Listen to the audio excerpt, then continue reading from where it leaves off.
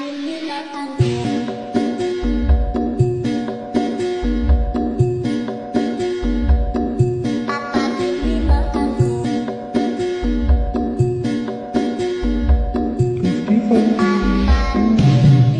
mereka dilantik, mereka menjadi subjek dari seluruh hukum pemerintahan. Mereka menjadi subjek atau menjadi sasaran dari seluruh kebijakan-kebijakan presiden untuk mereka di daerah. Di Undang-Undang Nomor 23 Tahun 2014 misalnya tentang pemerintahan daerah itu, gubernur itu clear disebut sebagai wakil pemerintahan pusat. Wakil pemerintahan pusat yang taruh di daerah. Wakil pemerintahan pusat begini, Pak Presiden Prabowo nanti di daerah itu dinegosiasikan. Wah kacau balau Pak. Jangan libatkan kader-kader Anda itu dalam kasus Sekjen PDIP Anda, Pak Hasto, yang sudah ditangkap oleh KPK. Larangan Anda ini sama dengan Anda mengajari pembangkangan terhadap kepala negara yang sah. Larangan Anda ini sama dengan mengajari pelanggaran sumpah jabatan, ya? Kayak negara ini punya kamu aja. Kepala daerah sudah dipilih oleh rakyat, masih kamu yang ngekam. Oh, mikir dong sama tua itu mikir. Dan kepada yang terhormat Bapak Wayan Koster, Gubernur Bali terpilih yang baru saja dilantik, dengarlah suara-suara mereka. Mereka semuanya kecewa terhadap tindakan Bapak yang tidak mengikuti retret.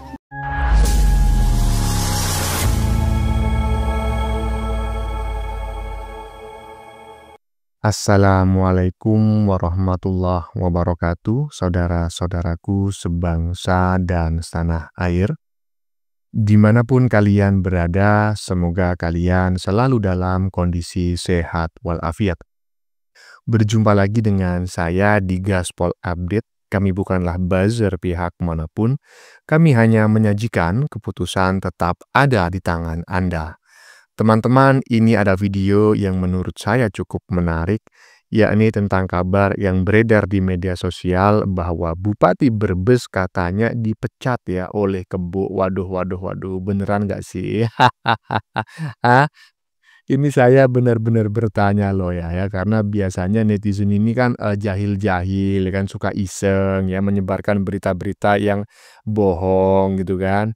Ya masa sih hanya gara-gara nggak manut instruksi Mama Ketum ya kan, langsung dipecat ya kan. Kalau dipecat ya nggak apa-apa memang sih, kalau memang benar-benar dipecat loh ya.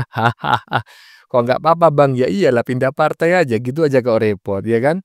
Iya lawang pada saat pencalonan minta rekomendasi dari partai itu kan juga nggak gratis ya kan. Itu bukan rahasia lagi ya kan. Mendapatkan rekomendasi dari partai itu jangan kau pikir nggak ada maharnya, makanya ada istilah mahar politik ya. Aduh. Selain itu teman-teman ya, nah juga ada reaksi warga Bali yang katanya itu merasa salah pilih pemimpin katanya gitu ya kan, ya nggak tahu juga bener apakah enggak ya kan. Ya karena faktanya para pemimpin mereka saat ini, bupati, gubernur ya kan, lebih takut dengan Mama Ketum ya kan daripada takut kepada rakyat yang memilihnya. Itu kan keliru ya kan. Iyalah. Nah, bagaimanakah videonya dan bagaimanakah respon netizen? Mari kita tonton bersama, kemudian mari kita komentari bersama di bagian akhir video. Ini dia. Sikap kader terbelah, 47 kepala daerah tak ikut retret. Assalamualaikum, Bu Mega. Jangan libatkan kader PDIP yang sudah terpilih sebagai kepala daerah, baik bupati, wali kota maupun gubernur di Republik Indonesia ini. Kader-kader Anda itu dan seluruh kepala daerah yang terpilih ya sudah dilantik ya dengan sumpah jabatan ya oleh Presiden Republik Indonesia Pak Prabowo ya. Jangan libatkan kader-kader Anda itu dalam kasus Sekjen PDIP Anda, Pak Hasto, yang sudah ditangkap oleh KPK. Larangan Anda ini sama dengan Anda mengajari pembangkangan terhadap kepala negara yang sah. Larangan Anda ini sama dengan mengajari pelanggaran sumpah jabatan. Ya, ingat, kader-kader Anda yang sudah terpilih, ya, di suatu daerah itu bukan untuk memilih kader-kader PDIP yang ada di sana, ya, tetapi memimpin suatu wilayah, seluruh rakyat di sana untuk membawa kemajuan dan kemakmuran, ya. Semestinya Anda memberikan support, ya, dan pembekalan agar mereka bisa bekerja dengan baik, ya, dan berprestasi, tidak melakukan pelanggaran-pelanggaran hukum dan juga tidak melakukan korupsi. Itu semestinya yang harus Anda camkan, ya, tanamkan kepada kader-kader Anda, ya, bukan melarang-larang, ya, karena mereka diundang ke Magelang itu, ya, dikasih untuk diberikan pembekalan ilmu kepemimpinan, ilmu leadership, ya, pembekalan birokrasi dan juga administrasi, pembekalan moral dan juga agama, ya, tolong ini sebagai bekal, ya, untuk terjun di masyarakat, ya, supaya tidak melakukan pelanggaran-pelanggaran hukum, ya, khususnya korupsi. Tahu itu Bu Mega, ya. Jangan sampai kebijakan yang blunder ini, ya, semakin mengedilkan nama PDI Perjuangan. Terima kasih. Ya, intinya dari sini kita semakin paham gitu ya, kepala daerah mana saja yang sebetulnya itu lebih takut kepada Mamak Ketum dan kepala daerah mana saja yang lebih takut kepada amanah rakyat gitu kan. Iya. Ya walaupun katanya netizen barusan jangan libatkan kader partai terbesar di Indonesia yang sudah terpilih sebagai kepala daerah, katanya kan gitu ya kan. Ya menurut saya itu adalah sebuah pilihan ya. Karena faktanya juga banyak kok kader kepala daerah yang berasal dari kader partai terbesar di Indonesia yang ikut sejak awal retreat ya, dan juga banyak yang baru ikut pada hari keempat retreat gitu kan. Nah, perkara yang nggak ikut sama sekali, ya itu urusan mereka sebetulnya ya. Dan saya berharap itu ditandai ya, wajah-wajahnya ditandai oleh Mendagri dan Presiden. Lanjut.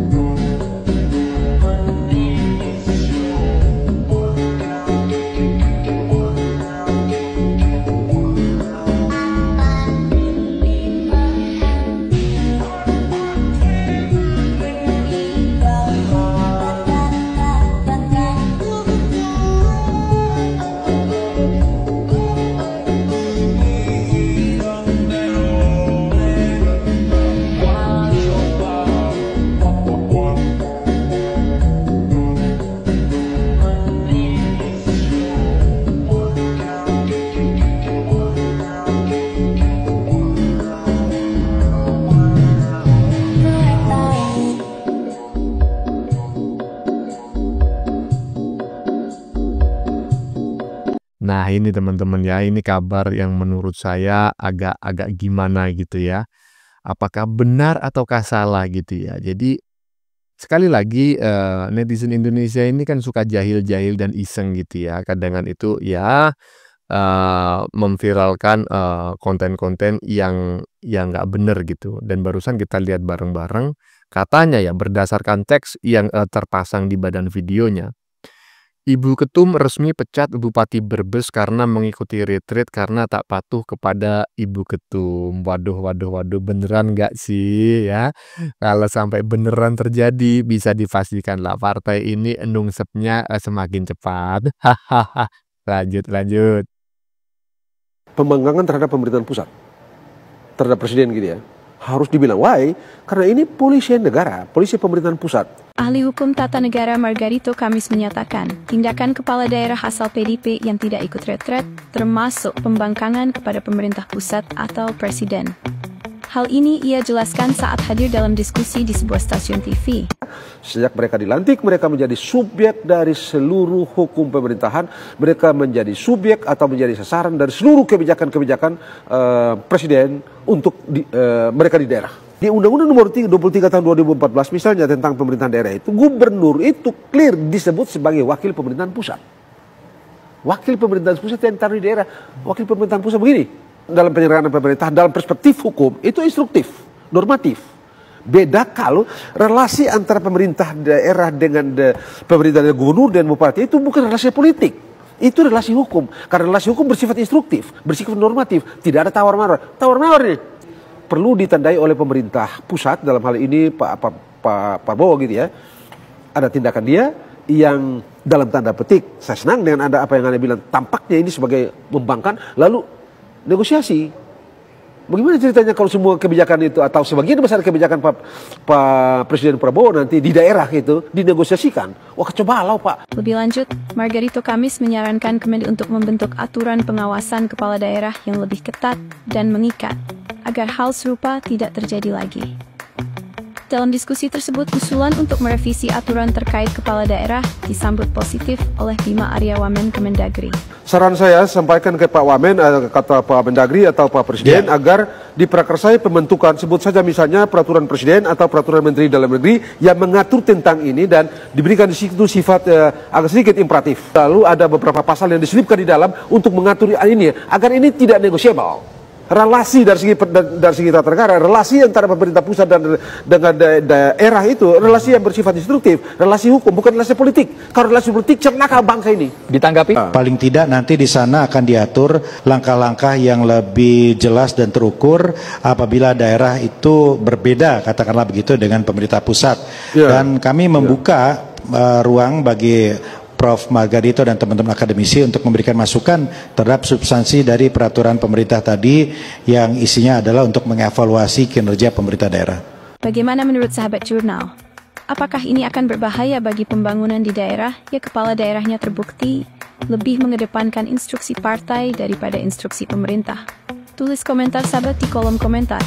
Jangan lupa like, share, dan subscribe. Mantap ya, ini adalah salah satu ahli tata negara, ahli hukum tata negara. Nah, ini salah satu ahli hukum tata negara yang sejak dulu saya sedikit ngefan gitulah ya. Iya, dan saya percaya bahwa ini orang benar-benar ahli hukum tata negara ya. Kalau nggak salah namanya adalah Margarito Kamis ya. KH ya, Kamis gitu.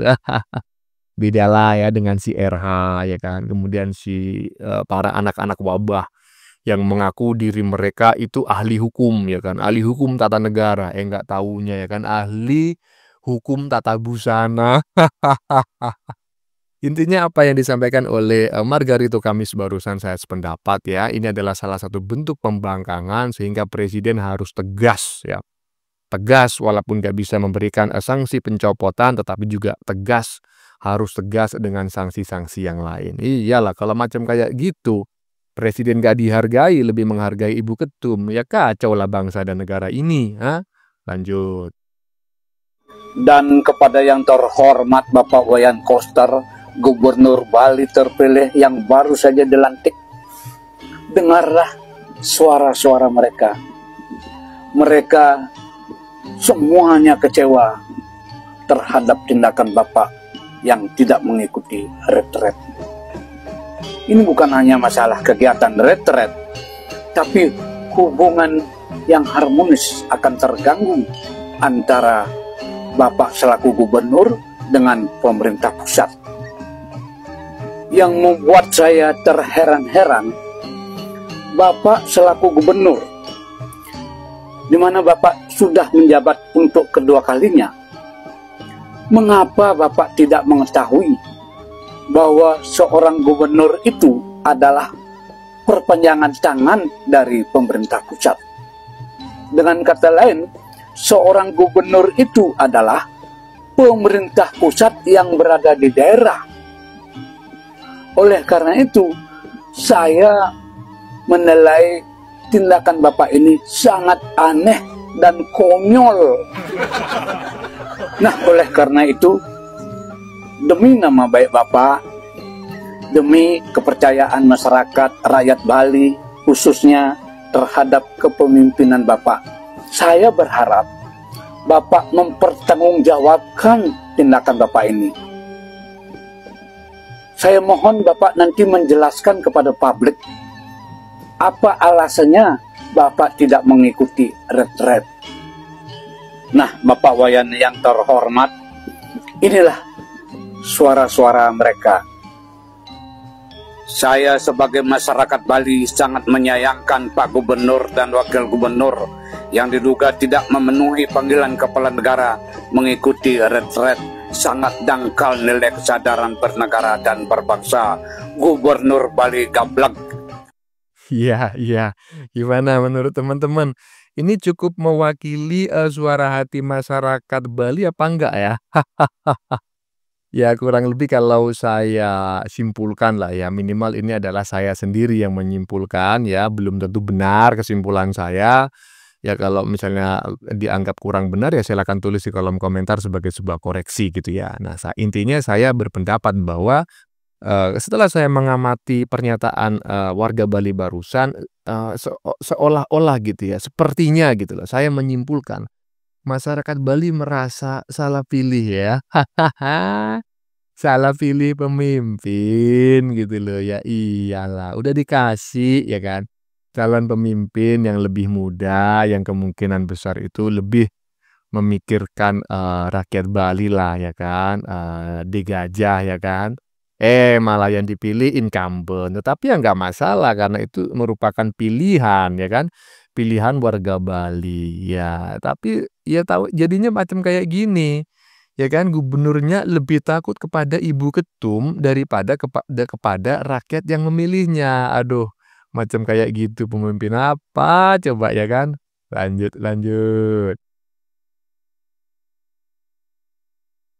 Hai Megawati, emang negara ini punya kamu ya? Punya terahnya Soekarno ya?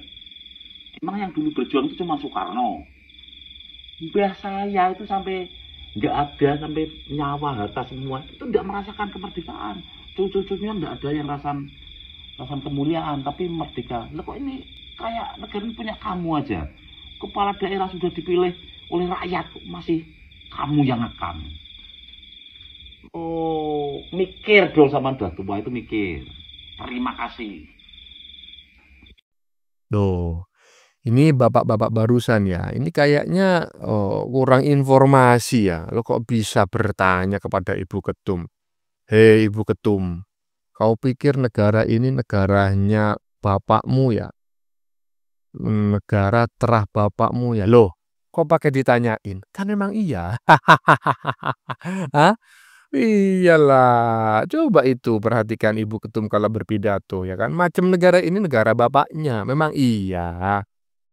Yang memproklamasikan kemerdekaan Republik Indonesia itu adalah Soekarno. Titik ya, nggak bisa diganggu gugat karena faktanya seperti itu. Soekarno dan Hatta. Tetapi apakah dipikir yang berjuang itu cuma Soekarno dan Hatta? Kan juga tidak. Soekarno sendiri memproklamasikan kemerdekaan Republik Indonesia ini juga berdasarkan desakan gitu loh. Desakan kaum muda, bahkan sampai diculik ke Rengas Dengklok segala macem kan. Coba kalau nggak ada yang mendesak, apakah mungkin Soekarno itu akan memproklamasikan kemerdekaan Republik Indonesia? Tidaklah. Karena ketika didesak saja Soekarno sudah mengatakan kita menunggu hadiah kemerdekaan dari pemerintah Jepang, ya kan? Iya, tapi mungkin Bapak ini nggak tahu gitu loh, bahwa negara ini adalah negaranya Bapak Soekarno.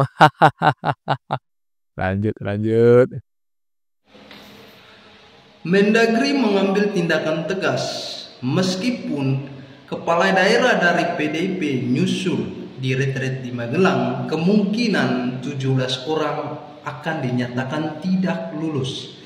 Saya kira ini adalah keputusan yang baik, di mana orang-orang seperti ini harus diberi pelajaran bahwa yang tertinggi di negara ini adalah presiden, bukan ketua partai.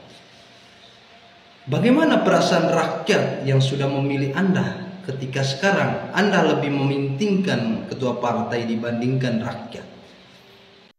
Ya, saya sepakat teman-teman ya. Jadi kepala daerah yang latar belakang partainya adalah partai terbesar di Indonesia ya, atau kader partai terbesar di Indonesia, boleh ikut ya, terutama yang terlambat yang baru bergabung hari keempat ya, silakan ikut ya kan, tetapi jangan diluluskan lah. Iya, Mendagri kita bedakan sertifikatnya, mantap, bedakan ya kan. perlakuannya nanti juga bedakan, tapi kasihan juga nanti rakyat yang akan menanggung ya. Ya menurut saya yang dibedakan itu bukan kepala daerahnya ya, tetapi partainya lah. Dana bantuan politiknya harusnya ditahan, ditangguhkan gitu loh, dibekukan, itu baru keren. Lanjut. Wih, sekarang udah dateng di Magelang nih ya. Gak apa-apa lah, terlambat juga. Yang penting datang ke sana. Karena mau bagaimanapun Anda itu kepala daerah yang harusnya tunduk dan taat terhadap pemerintah pusat. Seperti yang Anda sampaikan ketika sebelum dilantik, kan saya juga lihat. Tapi kok statementnya beda lagi di Magelang itu. Mengatakan katanya, ya kita masih instruksi ini itu. Begini, memang dalam beragama kita tahu bahwa yang kita harus hormati itu adalah ibumu, ibumu, ibumu, baru bapakmu kan gitu. Tapi bukan ibu itu, ibu kamu. Ya, memang kita tetap harus menghormati ya kepada para kepala daerah yang memutuskan hadir di hari keempat ya. Katanya pepatah ya lebih baik terlambat daripada tidak sama sekali ya. Ya minimal seperti itulah. Tetapi tetap saya sepakat dengan pendapat netizen kebanyakan bahwa para kepala daerah yang mengikuti retreat sejak awal dengan kepala daerah yang baru mengikuti retreat pada mulai hari keempat, tolong dibedakan, jangan disamakan ya. Ya iyalah, namanya siswa aja, siswa yang tukang bolos dengan siswa yang rajin kan nggak disamakan. Perlakuannya harus dibedakan ya. Iyalah, boleh ikut tapi mungkin nggak lulus. Aduh. Viral, Kepala Daerah kader PDIP membangkang Ketua Umum Megawati Soekarno Putri. Sebagian kepala daerah yang merupakan kader PDI Perjuangan membangkang perintah dari Ketua Umum PDI Perjuangan. Luar biasa. Mari kita simak berikut ini. Yang pertama, coba perhatikan surat yang disampaikan oleh Ketua Umum Partai Demokrasi Indonesia Perjuangan atau PDIP yang langsung ditandatangani oleh Ibu Ketum Megawati. Ternyata ini kan sudah 2025 ya surat ini dikeluarkan.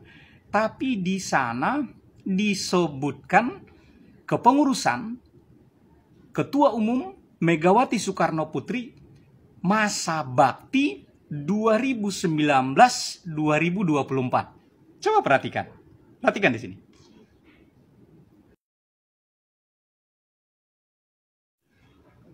Baik, terlihat jelas kan? Masa bakti 2019-2024. Sementara ini sudah 2025. Tapi sudahlah, itu urusan mereka. Yang kedua, yang mau kita komentari. Apa pentingnya retreat bagi 38 gubernur seluruh Indonesia dan 514 bupati atau wali kota di seluruh Indonesia? Ini kan sangat penting. Ya, sebenarnya ini bukan retreat ya. Ini bukan retreat.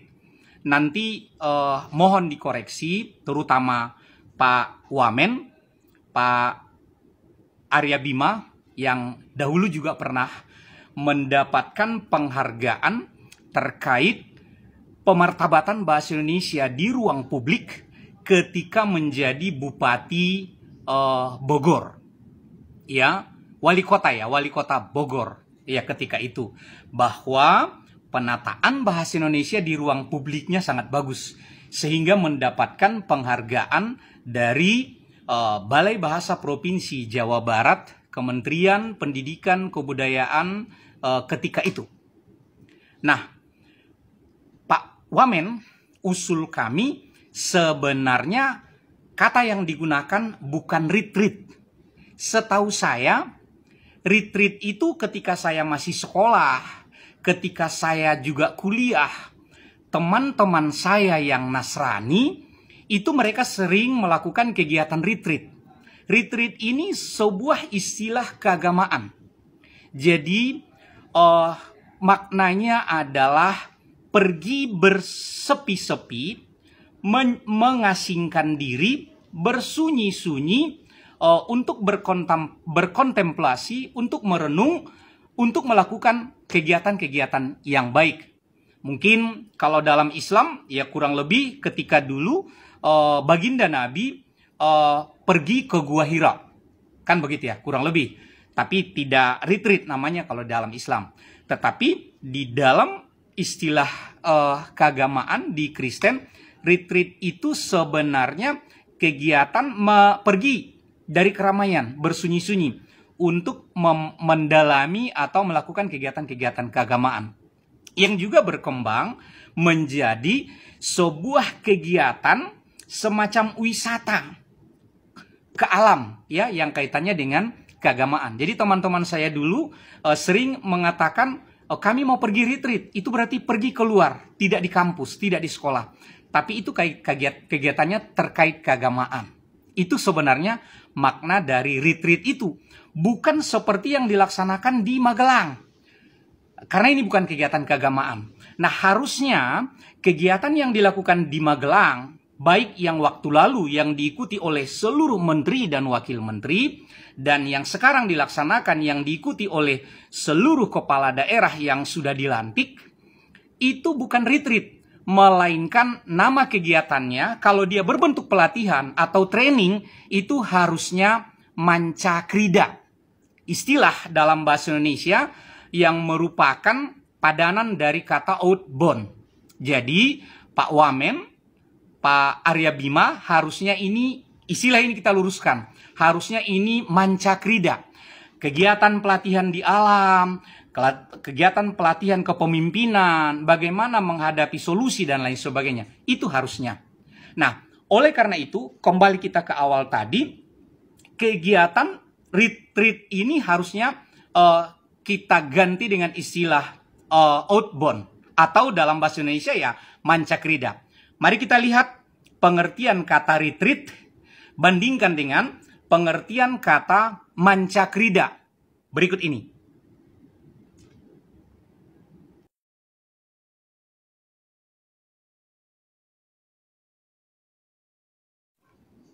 Nah, jelaskan bahwa retreat itu istilah dalam keagamaan, istilah Kristiani. Kegiatan mengasingkan diri atau pergi dari keramaian untuk memperdalam kegiatan keagamaan. Sementara tadi mancakrida itu adalah pelatihan, training, ya terkait dengan manajemen, kepemimpinan, dan lain sebagainya. Nah, oleh karena itu, Ibu Mega, Ibu yang terhormat, kegiatan retreat ini juga terkait dengan bagaimana mengelola pemerintahan ini nanti. Jadi hubungannya tetap berkaitan dengan rakyat banyak, masyarakat pemilih, para kepala daerah itu. Agar Bapak Presiden, dia bisa menyampaikan bagaimana visi dan misi yang mau dibawa ke depan. Jadi nakoda mau bawa kemana? Ke 38 gubernur ini. Apa tujuan kita sebenarnya? Begitu juga dengan 514 kepala daerah. Agar satu pemahaman bagaimana kita mencapai tujuan. Itu sebenarnya yang ingin disampaikan dalam kegiatan mancakrida ini. Saya ganti langsung ya, mancakrida. Bukan lagi retreat. Jadi di sana nanti ada kegiatan bagaimana misalnya terkait dengan manajemen konflik. Bagaimana misalnya terkait dengan menyamakan persepsi dan lain sebagainya. Dan berbagai hal. Agar tujuannya jelas. Lalu bagaimana samudra yang akan dilalui? Tantangan-tantangannya seperti apa? Terkait utang yang membengkak, bagaimana menghemat atau mengefisiensi dan lain sebagainya. Dan hal-hal lain harus satu persepsi. Mana-mana saja yang diefisiensi, mana saja yang harus dihemat. Bukan berarti dengan merumahkan para honorer atau P3K dan sebagainya. Tidak ada. Itu tidak boleh. Bukan berarti memotong beasiswa atau menutup LPDP dan sebagainya. Tidak. Terkait pendidikan tetap dipertahankan. Yang dikurangi adalah anggaran-anggaran yang terkait dengan perjalanan dinas. Terutama perjalanan dinas ke luar negeri yang kurang bermanfaat. Kemudian pemborosan dan lain sebagainya. Itu yang dihemat.